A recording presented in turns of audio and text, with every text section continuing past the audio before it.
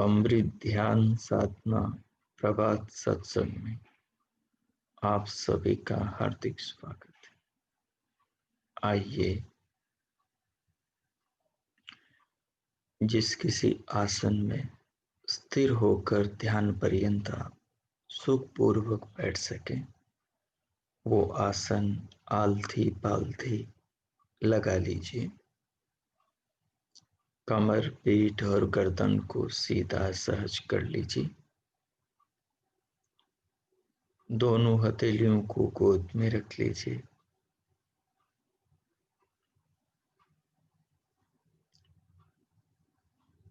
नेत्रों को बंद रखिए, पलकों को सहज कीजिए और पूरी देह को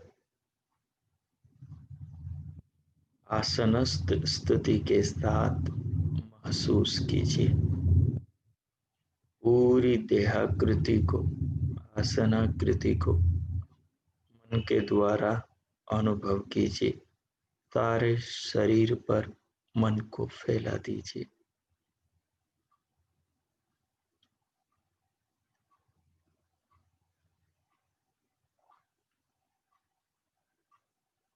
पूरी देह पर मन को फैलाते हुए दोनों कानों के आकाश में, दोनों श्रोत्रों के आकाश में दिव्य श्रोत्र को, नाद को सुनना आरंभ कीजिए।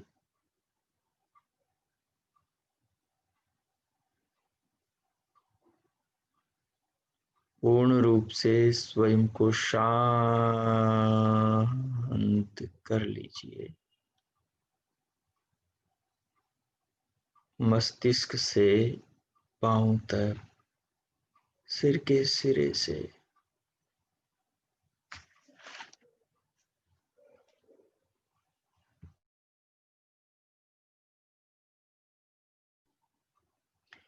पांव तक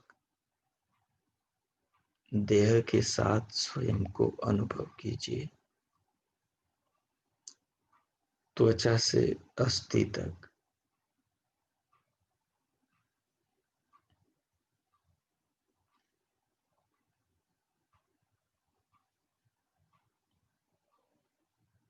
बाहर से आने वाली श्वास को मन के द्वारा दोनों नथुनों में अनुभव कीजिए। श्वास को गहरा और लंबा कर लीजिए। गहरा लंबा करते हुए, अनुभव करते हुए पूरी देह को भी अनुभव कीजिए। श्वास को अनुभव करते हुए, आते हुए प्राण को अनुभव करते हुए पूरे शरीर को अनुभव कीजिए और इस अनुभूति में स्वयं को तन्मय, तल्लीन कीजिए।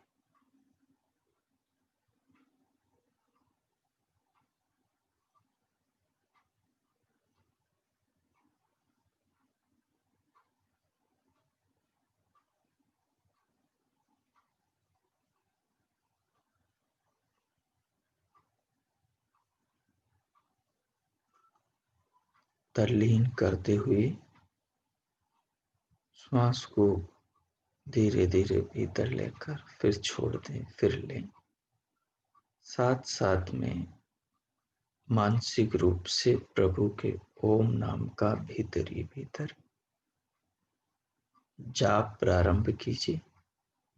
प्रभु नाम का जप करते हुए भगवान के किए उपकारों को जीवन में अनुभव कीजिए।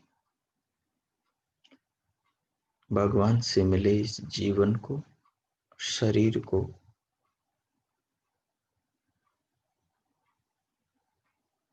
इस जीवन में उपलब्ध हुई अनेक उपलब्धियों को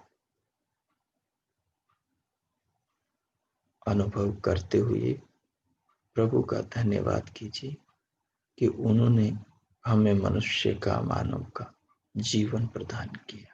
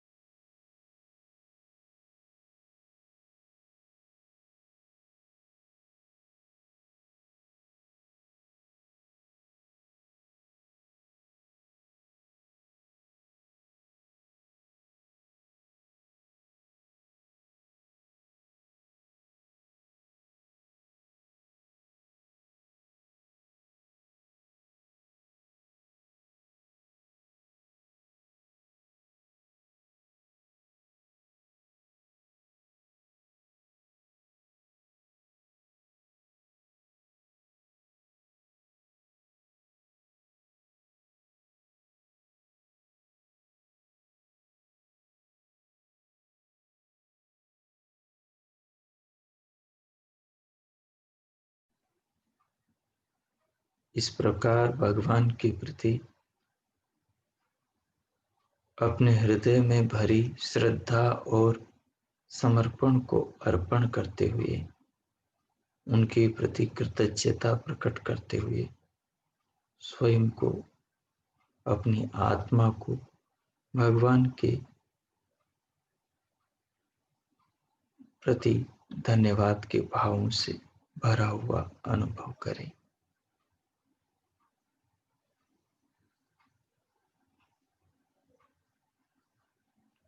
पूरे शरीर को भगवान का प्रेम, भगवान की करुणा अनुभव करें, उनका स्नेह अनुभव करें, उनका दान, उनकी दया, उनका उपकार है के रूप में अनुभव करें।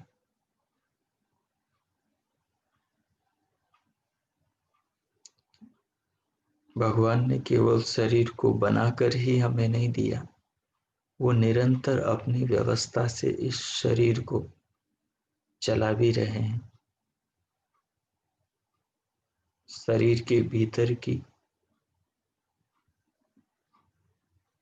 हमें कोई जानकारी नहीं है कि भीतर सारा काम कैसे हो रहा है, कैसे देखने, सुनने, खाने पीने का, अन्न ग्रहण करने का, उसके पचने का, उससे रक्त, रस, मांस, मज्जा, अस्थि, मेद और शुक्र शोणित बनने का कैसे काम होता है, हमें कुछ भी पता नहीं है।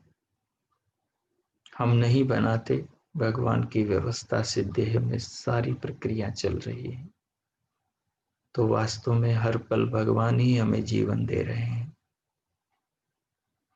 इस भाव को अनुभव करें, इसमें डूबे और सच्चे हृदय से प्रभु के प्रति कृतज्ञ स्वयं को अनुभव करें।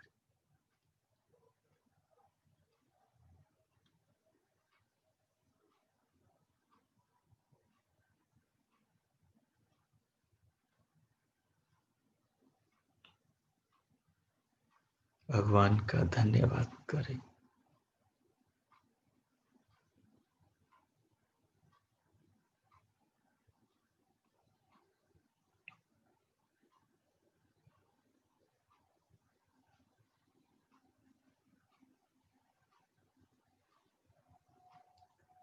प्रभु का धन्यवाद कीजिए। धन्यवाद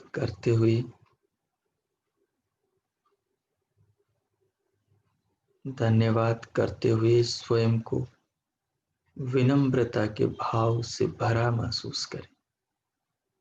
स्वयं को भगवान के प्रति नम्र विनयी अनुभव करें।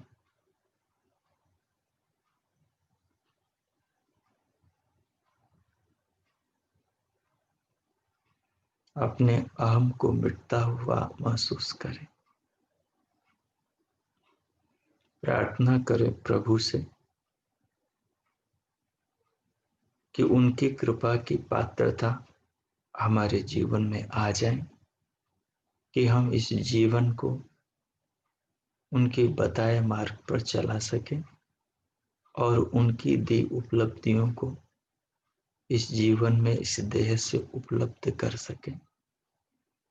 जो भगवान ने मनुष्य जीवन का लक्ष्य रखा है वेद में, उस लक्ष्य, उस उद्देश्य को इस जीवन में प्राप्त कर सके, ऐसी प्रार्थना भगवान से करें। इस प्रकार का सामर्थ्य समझ जीवन में भगवान हमें दे, ऐसी प्रार्थना भगवान से करें। जाने अनजाने भी हम वेद के सुपथ से भटक न जाएं, कुपथ की ओर न चल पड़े। प्रभु से ऐसे विनम्र प्रार्थना करें।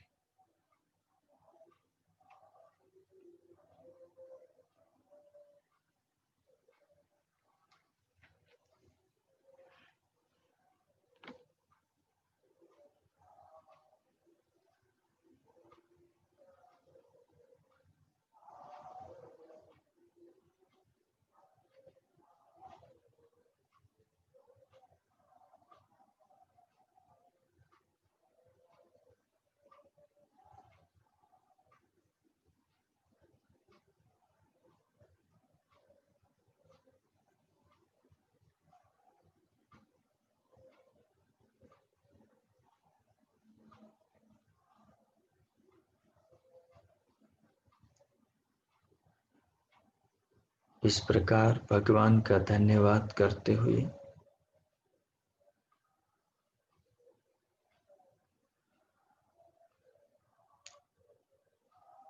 उनकी कृपा स्वरूप इस देह को, शरीर को अनुभव महसूस करते हुए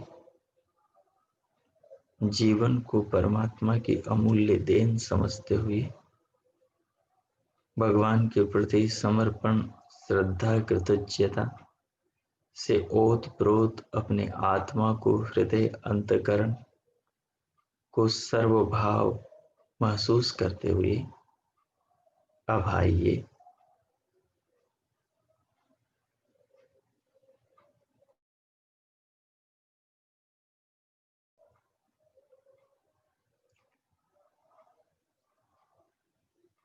जीवन के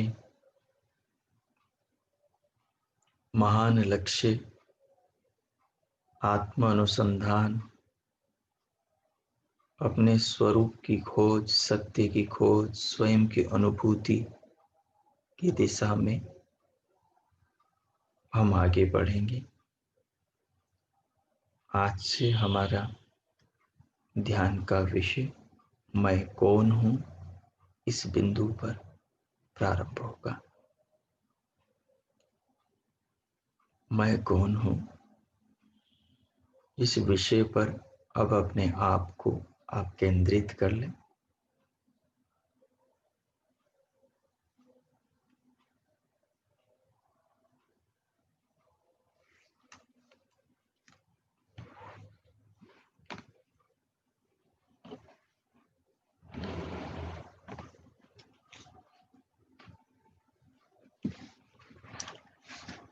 आप ध्यान से सुनेंगे और सुनते हुए इन बातों को समझेंगे। एक कहानी से, एक उपनिषद के कथानक से मैं कौन हूं की यात्रा में हम पदार्पण करेंगे। मैं कौन हूं की दिशा में हम चिंतनशील होंगे और इस दिशा में हम आगे बढ़ेंगे।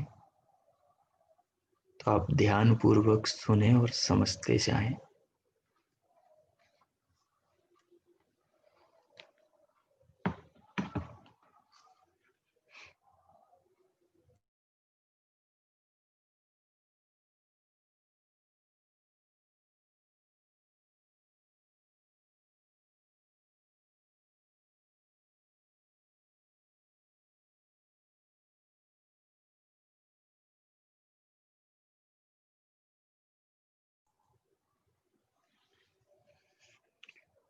मैं कौन हूं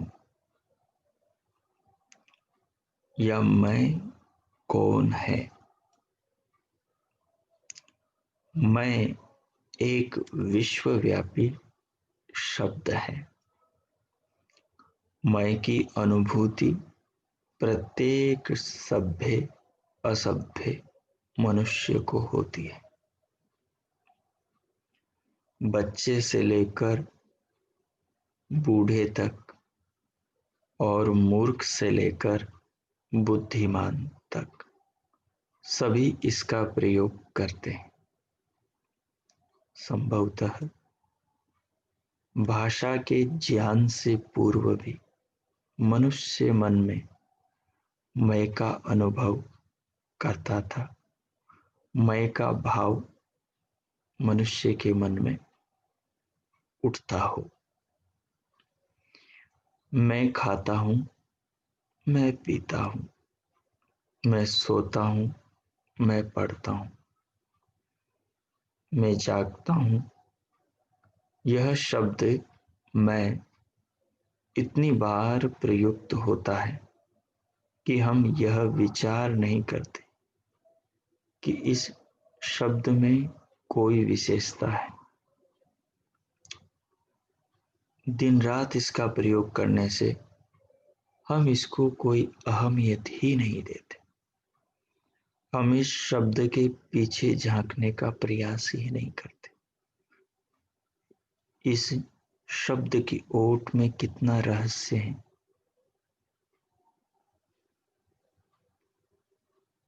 इसको अनावृत करने से क्या क्या अनुभव होगा, क्या क्या प्रतीत होगा, हमने ये जानने की कोशिश ही कभी करी नहीं।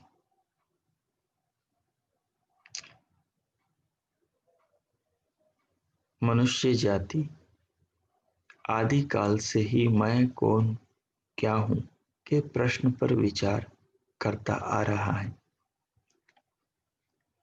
जो इस पर विचार करता है वो जीवन के रहस्यों को जान लेता है। वो जीवन की गहरी परतों को उथेलता हुआ उनके तलों में प्रवेश कर जाता है।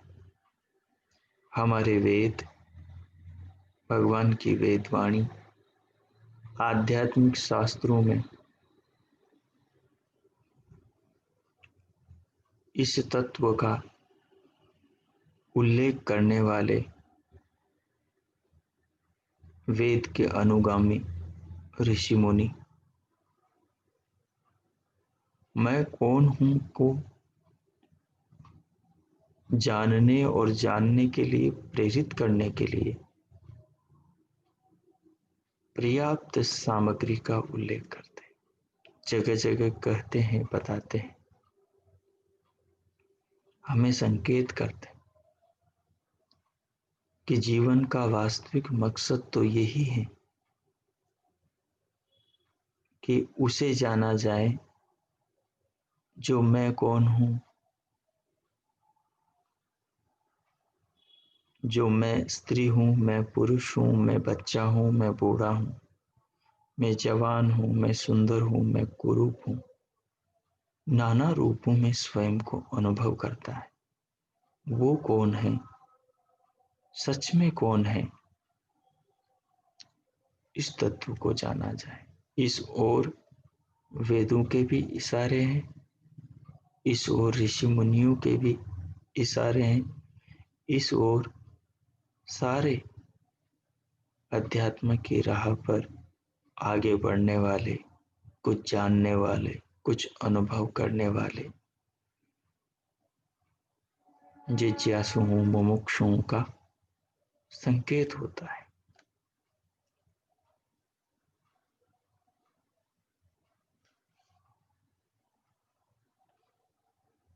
छांदोग्य उपनिषद में इस संबंध में एक कथा आती है, जिसमें ऋषि प्रजापति ने मैं कौन हूं का समाधान करते हुए रहस्य उद्घाटन किया।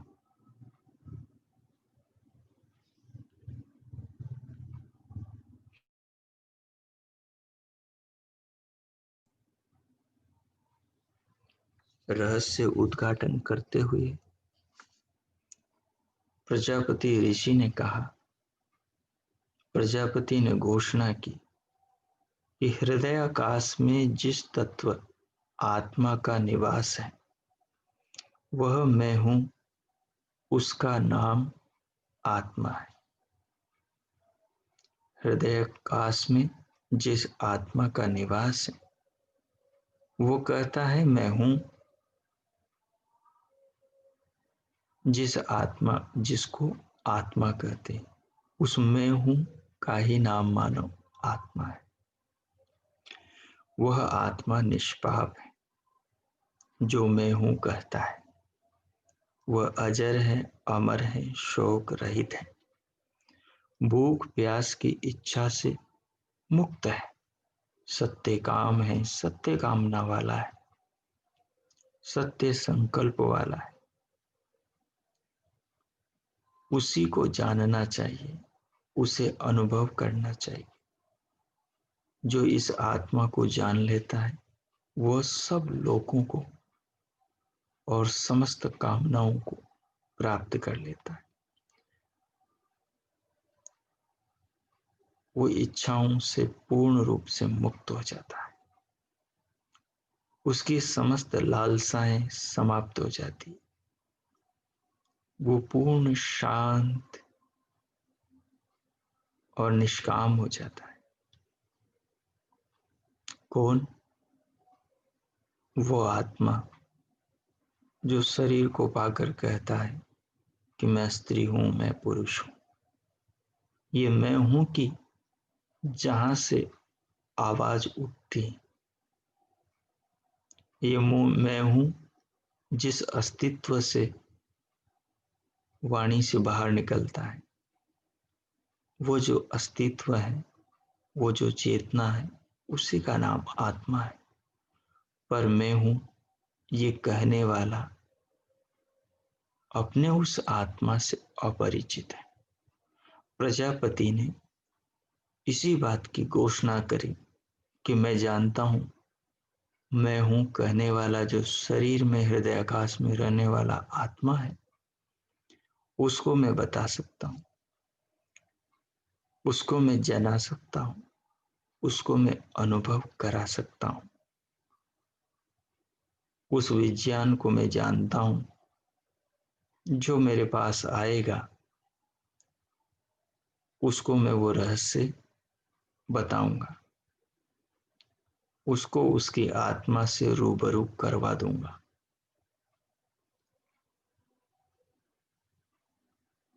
वो अजर अमर शोक रहित भूख प्यास से मुक्त उस सत्य काम सत्य संकल्प वाली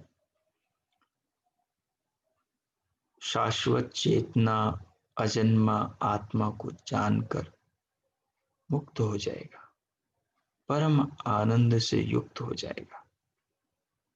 प्रजापति की इस घोषणा ने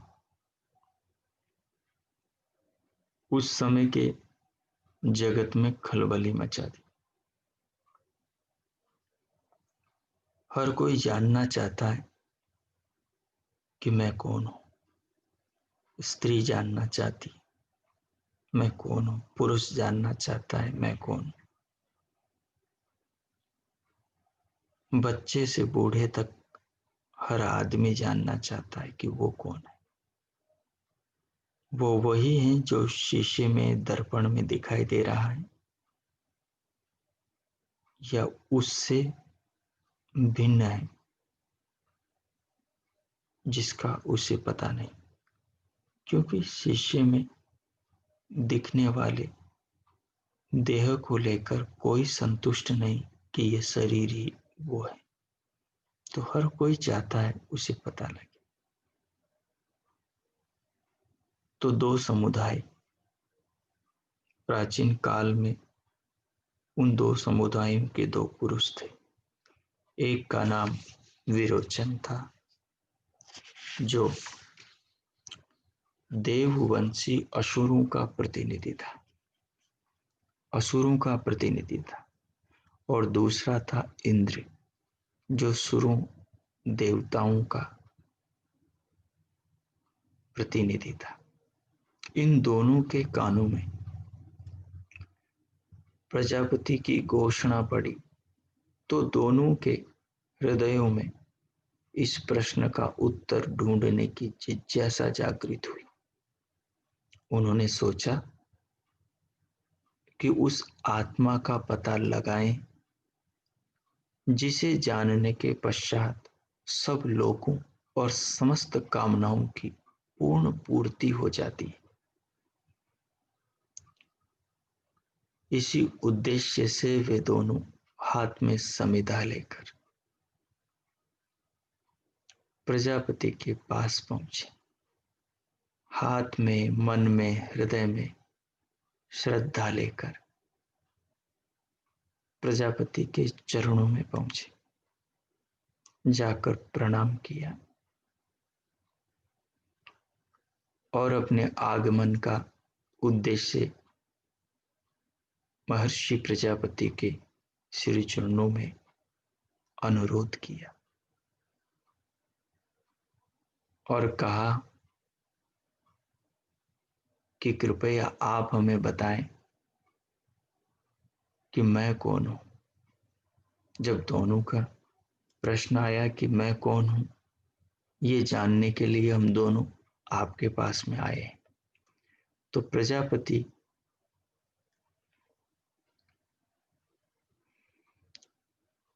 इस बात का उत्तर देने से पहले ये जानना चाहते थे कि उन दोनों की योग्यता क्या है।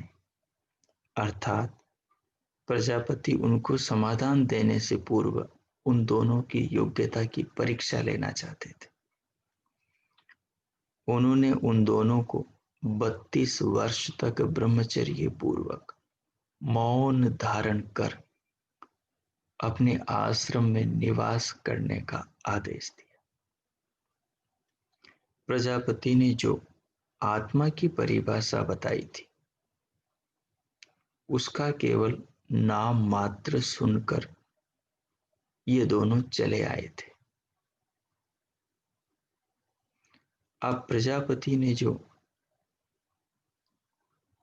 आत्मा का सामान्य संकेत इनको करना था, उससे इनको संतुष्ट भी नहीं हो जाना था, क्योंकि 32 साल तक इन्होंने प्रजापति के आश्रम में साधना करी है, सेवा करी है, गायों का गोबर उठाया है, जंगल से लकड़ी काट कर लाए हैं, आश्रम में झाड़ू पोछा किया है, भोजन साधन किया है, बनाया है, प्रजापति की आश्रम की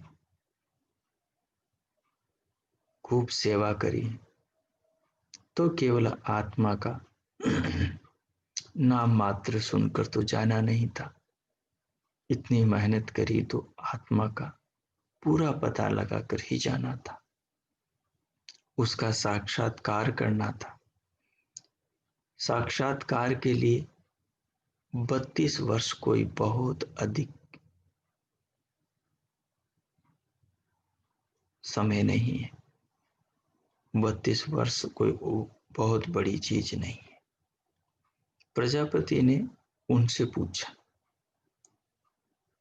किस इच्छा से तुम दोनों इस आश्रम में आसन जमा कर बैठे हो? उन्होंने कहा, भगवान, आपकी आत्मा के संबंध में जो घोषणा हुई है, हम उसी आत्मा की खोज में आपके आश्रम में आए हैं और यहाँ आसन बटाए, आसन बिछाए अर्थात आशा लगाए बैठे कि कब आत्मा का स्वरूप आप हमें बताएं। तब प्रजापति ने इन दोनों के प्रश्न का उत्तर दिया, पास में बुलाया, निकट बैठाया, बैठाकर इनसे कहा, बोले एक दूसरे की आंखों में देखो। यह जो आंख में पुरुष दिखता है, तुम दोनों को एक दूसरे की आंख में, यह आत्मा है, यही अमृत है, यही अभय है, यही ब्रह्म है। ब्रह्म मतलब महान है। उन दोनों ने पूछा, भगवान, यह तो जल में दिखता है, जो दर्पण में दिखता है, यह कौन सा आत्मा है?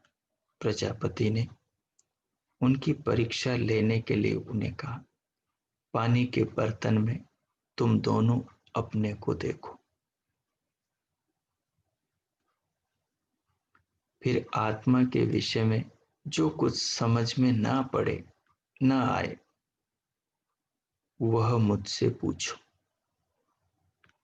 उन्होंने पानी के बर्तन में देखा। तब प्रजापति ने पूछा, आचार्य ने, गुरु ने, मार्गदर्शक ने, ऋषि प्रजापति ने पूछा, क्या दिखता है तुम्हें? उन्होंने कहा, हमें अपना पूर्ण रूप दिख रहा है, लोम से नख तक, बालों से आंखों के नाखून तक, अपना प्रतिरूप, अपनी छाया, प्रतिबिंब दिख रहा है। प्रजापति ने उन दोनों से फिर कहा, सुंदर अलंकार, वस्त्र, सुंदर धारण करके साफ सुथरे होकर पुनः पानी के बर्तन में देखो। उन दोनों ने प्रजापति के आदेशानुसार कार्य किया। तब प्रजापति ने पुनः पूछा, क्या दिखता है तुम्हें पानी में? उन्होंने कहा, भगवान, जैसे हम सुंदर अलंकार, सुंदर वस्त्र धारण किए हुए हैं, साफ सुथरे हैं, इसी प्रकार हम दोनों के प्रतिबिंब भी ऐसे ही हैं। प्रजापति ने कहा, जागृत अवस्था में जिसे तुम देखते हो, दर्पण में, पानी में, सामने वाले की आंखों में देखते हो, यही आत्मा है, यही अमृत है, यही अभय है, यही ब्रह्म है। ब्रह्म का मतलब महान। यहां ब्रह्म का मतलब पर ब्रह्म नहीं है। वैसे दोनों यह सुनकर शांत हृदय होकर चल पड़े अपने अपने घर की ओर। यदि किसी बच्चे से ये प्रश्न पूछा जाए कि तुम कौन हो, तो वह अपने शरीर पर हाथ रखकर कह देगा कि मैं यह हूं। यदि उससे पूछा जाए कि क्या तुम अपने को देखते हो, तो वह झट दर्पण लाकर अपने को देखने लगेगा और कहेगा कि मैं ऐसा हूं। यही दशा विरोचन और इंद्र की हुई। उन्होंने अपने अपने चित्र को जल में देखा और समझा कि जो कुछ रूप हमको जल में दिखाई दे रहा, वही हम है। उन्होंने अपने सौंदर्य को देखकर कहा, ओहो, हम कैसे सुंदर हैं। जब प्रजापति ने उनकी प्रसन्नता को देखा तो कहा, ये दोनों आत्मा को बिना जाने जा रहे हैं। ये कितने मूर्ख हैं। इन दोनों में से जो कोई देह ही आत्मा है ऐसा मानकर जा रहे हैं, इसके अनुयायी बनेंगे, वो पराजित होंगे, वो मृत्यु का भोजन बनेंगे, वो मृत्यु का ग्रास बनेंगे, वो एक दिन मरेंगे। जो शरीर को आत्मा मानेंगे वो जरूर मरेंगे, उनका जरूर नाश होगा, उनका जीवन बर्बाद होगा, उनका मनुष्य जीवन लेना व्यर्थ होगा, उनको शरीर परमात्मा के द्वारा बनाकर देना व्यर्थ होगा। विरोचन बड़ी प्रसन्नता से अपने साथियों के पास जाकर कहने लगा,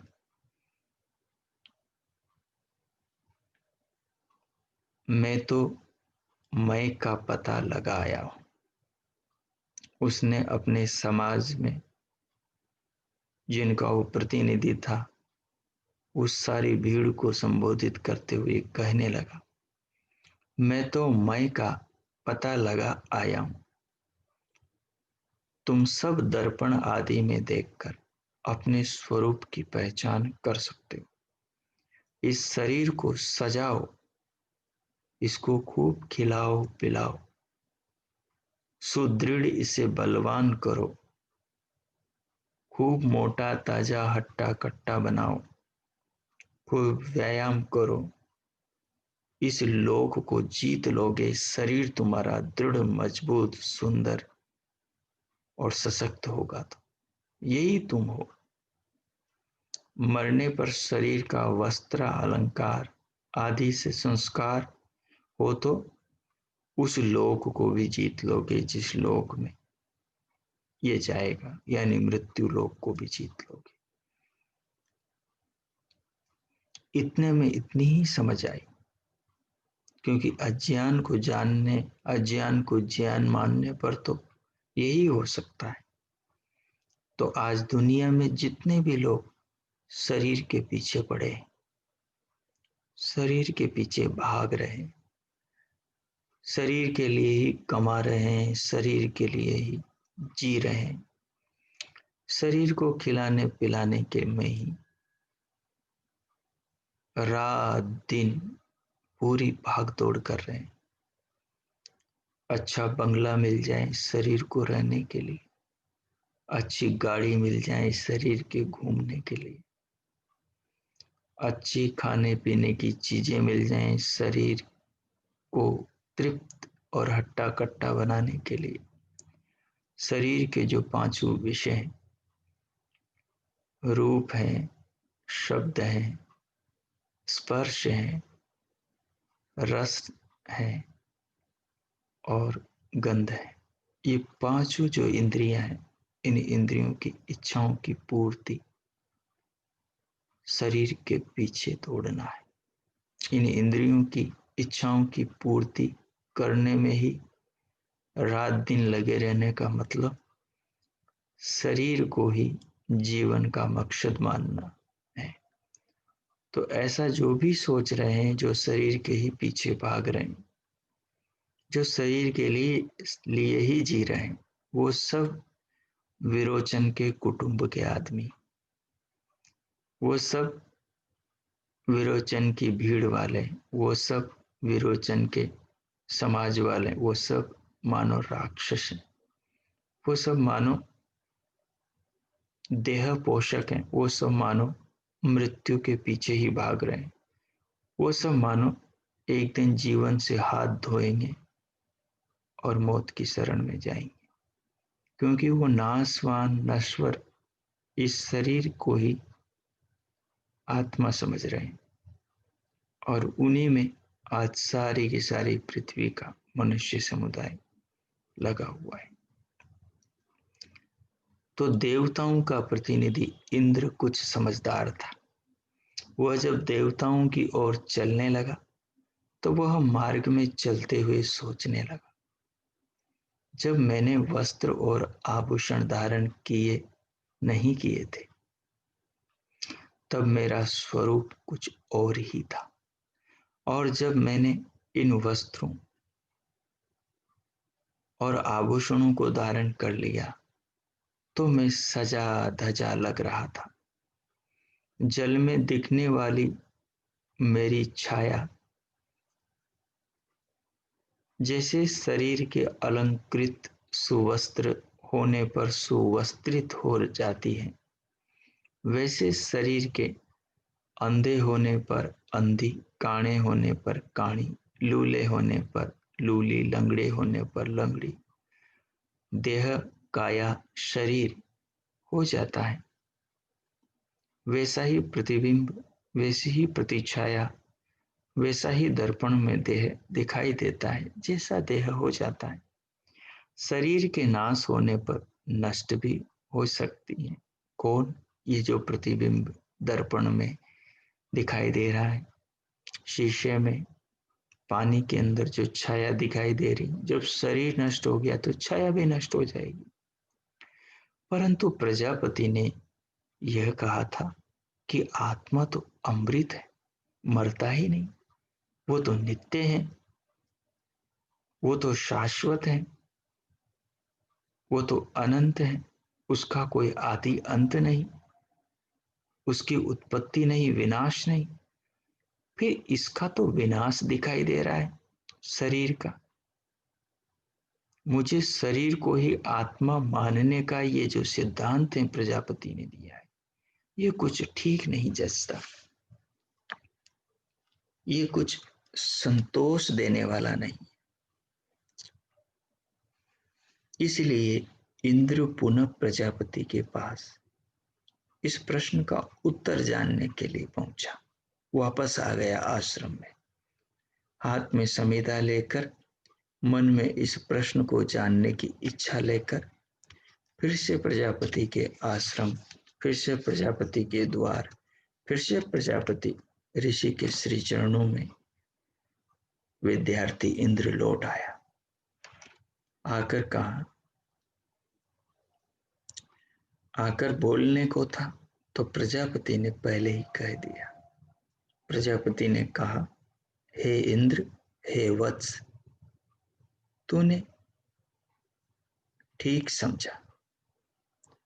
जो तेरे मन में उथल पुथल चल रही है, तेरी जो व्याकुलता तेरी आंखों से झलक रही है, तेरे जो रोम रोम, तेरी देह जो जल रही है, तूने ठीक सोचा।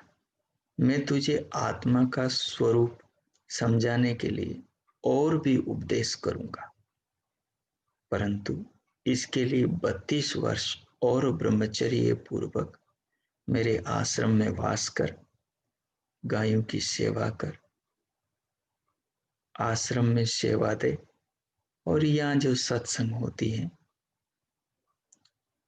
यहाँ जो पढ़ाया लिखाया जाता है, यहाँ जो यज्ञ हवन होता है, उन सब में बैठ, उन सब में भाग ले, और फिर 32 वर्षों बाद फिर मैं तुझे आत्मा का उपदेश करूंगा। प्रजापति ने ये बात इंद्र से कही। 32 वर्ष फिर आश्रम में रहने को प्रजापति ने इंद्र को कहा। तो इंद्र ने 32 वर्षों तक और प्रजापति के पास वास किया।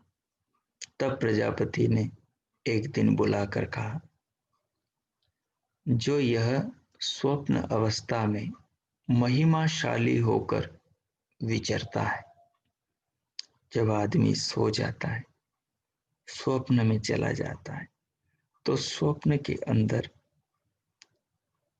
जो अपने आप को देखता है, नाना रूपों में देखता है, नाना घटनाओं में देखता है, नाना भूमिकाओं में देखता है। यही आत्मा अमृत है, अवय है, यही महान है, यही ब्रह्म है। ऐसा प्रजापति ने इंद्र को कहा। यह सुनकर इंद्र शांत हृदय होकर वापस घर की ओर लौट चला। तो शांत हृदय होकर जब इंद्र घर की ओर चल दिया, जा रहा था, तो अचानक मन ही मन सोचने लगा, यह शरीर के अंधा, काना, लूला, लंगड़ा होने पर भी आत्मा को वैसा दोष नहीं लगता। प्रजापति की बातों पर विचार करने लगा। प्रजापति ने जो कहा उस पर विचार करने लगा। ये शरीर अंधा होने पर, काना, लूला, लंगड़ा होने पर भी आत्मा का कुछ नहीं बिगड़ता। न शरीर के वध से यह आत्मा मरता है, परंतु स्वप्न में ऐसा तो प्रतीत नहीं होता कि कोई इसे मार नहीं रहा हो। स्वप्न में कोई आत्मा को मार रहा है, इसका पीछा कर रहा है। आत्मा रो रहा है, आदमी दुखी हो रहा है। स्वप्न में उसके पीछे कोई भाग रहा है, वो आगे आगे डर से भाग रहा है। तो स्वप्न में तो उसने देखा कि आत्मा बहुत दुखी होता है। तो फिर इंद्र को संदेह हुआ, संशय हुआ कि मुझे ये प्रजापति की बात कुछ ठीक नहीं जचती। मुझे स्वप्न के दृष्टा को आत्मा मानने के सिद्धांत में कुछ कमी लगती। ये सिद्धांत पूरा पूरा ठीक ठीक नहीं लगता। जब इंद्र ने इस प्रकार सोचा और उसके मन में प्रश्नों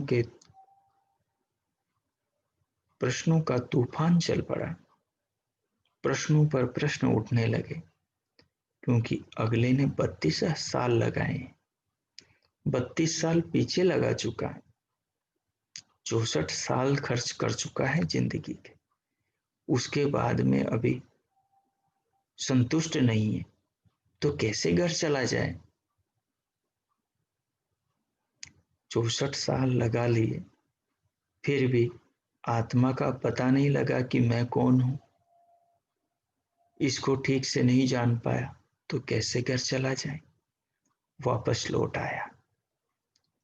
इंद्र पुनः संविदा हाथ में लेकर, श्रद्धा मन में लेकर, उथल पुथल प्रश्नों के अंदर होता हुआ, व्याकुल जलते हुए बदन से, तड़पते हुए मन से, सूखे होठ लेकर इंद्र फिर प्रजापति के श्री चरणों में चला आया। गुरु के पास में बैठा, दंडवत प्रणाम किया, श्री चरणों को नमन किया, प्रजापति को अभिवादन किया और बैठ गया। बोल नहीं पा रहा था। उसे प्रजापति ने कहा, हे इंद्र, तुम तो शांत होकर चले गए थे, पुत्र कैसे वापस आ गए, क्या बात हुई। अब फिर किस चाहना से वापस लौट आए हो। इंद्र ने कहा, भगवान, हे तात, तुमने जो बात बताई वो कुछ गले नहीं उतरी, वो कुछ समझ नहीं आई, वो कुछ संतोष नहीं दे रही कि आत्मा यही है जो तुमने बताया। स्वप्न में भी कोई हमारा पीछा करता है, मारता है, कभी कभी हम रोने लगते हैं, छुरा कोई घोंप देता है, स्वप्न में डर लगता है। मैं अजर हूं, अमर हूं, निश्चिंत हूं, ये तो कभी अनुभव ही नहीं होता। मुझे आपकी ये बात कुछ ठीक नहीं जचती। ये सिद्धांत मुझे ठीक संतुष्ट नहीं करता। हे तात, समाधान करें। प्रजापति ने कहा, वत्स, हे इंद्र, तूने ठीक ही समझा है। मैं तुझे आत्मा का ठीक स्वरूप समझाने के लिए और उपदेश करूंगा, परंतु तुम्हें उसके लिए फिर 32 वर्ष और ब्रह्मचर्य पूर्वक मेरे आश्रम में वास करना होगा, आश्रम की सेवा करनी होगी। इंद्र ने कहा, ठीक है, मैं फिर 32 वर्ष आपके यहाँ तपश्चर्या पूर्ण वास करूंगा। और प्रजापति के पास 32 साल तपश्चर्या पूर्ण वास करने के बाद इंद्र पहुंचा। तब प्रजापति ने कहा, हे इंद्र, सुसुप्त अवस्था में जो यह प्रसन्नचित होकर आराम कर रहा होता है, सो रहा होता है, स्वप्न भी नहीं देख रहा होता है, ऐसी सुसुप्त अवस्था में जिसमें केवल स्वच्छता, आत्मा वहां रहता है, वही आत्मा अमृत है, अभय है, ब्रह्म है, वही आत्मा है जो सुषुप्ति में, जो निद्रा में होता है। क्योंकि जो सुषुप्ति में, निद्रा में आत्मा होता है, वो न स्त्री होता है न पुरुष होता है। निद्रा में कोई आत्मा अपने आप को स्त्री या पुरुष अनुभव नहीं करता। जागृत अवस्था में तो सब कहते हैं, मैं स्त्री हूं, मैं पुरुष हूं, मैं सुंदर कुरूप हूं, मैं विकलांग, मैं न्यूनांग, मैं पूर्णांग, मैं काना, मैं बहरा आदि हूं, मैं अमीर, मैं गरीब, मैं मोटा, मैं पतला, मैं लंबा, मैं नाटा हूं। हर आदमी अनुभव करता है जागृत में, मैं गरीब हूं, मैं अमीर हूं, मैं रोगी हूं, मैं स्वस्थ हूं, मैं बीमार हूं, मैं अच्छा हूं, मैं बुरा हूं, मैं जेल में हूं, मैं कैद में हूं, मैं आजाद हूं, मैं कर्ज के नीचे दबा हुआ हूं, मैं सेठ, मैं साहूकार, मैं सृष्टि हूं। 17 अनुभव आदमी करता है,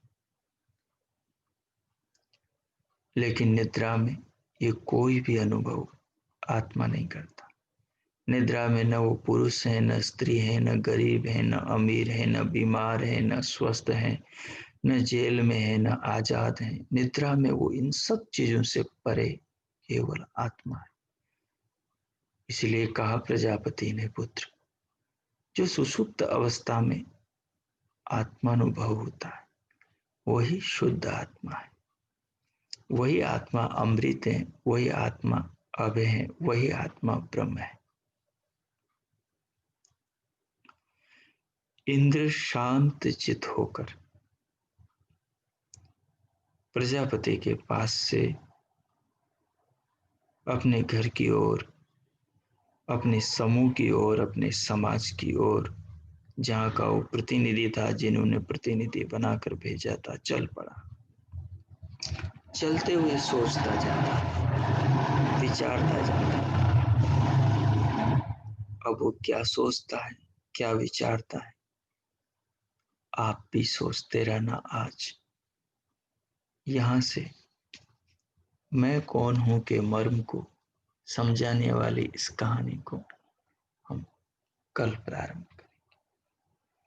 जितना आज आपने समझा है, इस पर विचार करना।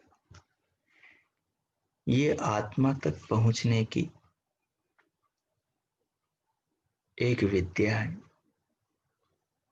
एक सरल मार्गदर्शन है। ये एक व्यवहारिक यथार्थ सत्य है कि किस प्रकार से आत्मा तक मैं कौन हूं, इस तत्व ज्ञान को प्राप्त करे व्यक्ति। तो इस कथानक पर आप विचार करेंगे। उपनिषद का ये महान कथानक है इंद्र, विरोचन और प्रजापति का। आज के पाठ को, आज की बैठक को, आज के इस ध्यानमय चिंतन को यही विराम देते हैं। अब इस पूरी घटना को, कथानक को आत्मसात करें, मानस पटल पर अंकित करें, स्मृति को उसमें सुरक्षित करें और भगवान का धन्यवाद करते हुए इस जीवन के लिए भगवान से प्रार्थना करते हुए कि मैं शरीर को आत्मा न समझूं,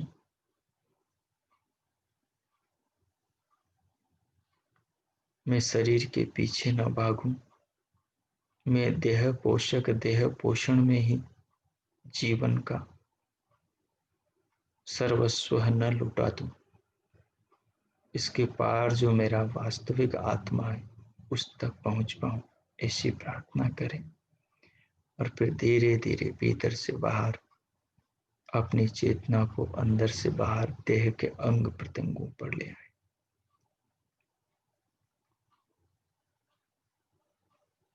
हाथों की उंगलियों में हलचल करें, दोनों हथेलियों को उठाकर परस्पर उनमें गति करें, घर्षण करें। उष्ण हथेलियों से पूरे मुखमंडल का स्पर्श करें। तदुपरांत पलकों के भीतर सहजता लाएं। धीरे धीरे पलकों को उठाएं, उंगलियों के मध्य से पलकें खोलते हुए भीतर से बाहर आ जाएं। शांति पाठ। ओम शांति शांति शांति हो। आज का आपका दिन शुभ हो, मंगलमय हो। प्रभु सबका मंगल करें, सबको शुद्ध आत्मा के स्वरूप को जानने की दिशा में प्रेरित करें। देह को मैं मानने की अविद्या से मुक्त करें। सबको अपने वेद के पथ पर प्रेरित करें। पुनः आप सबके लिए प्रभु से बहुत मंगल कामनाएं। इति ओम शांति।